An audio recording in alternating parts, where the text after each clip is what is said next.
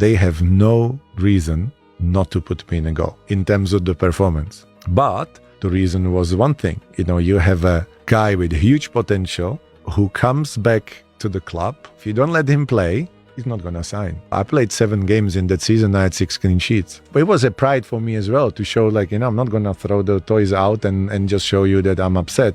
And then we won a title and Thibaut was really good.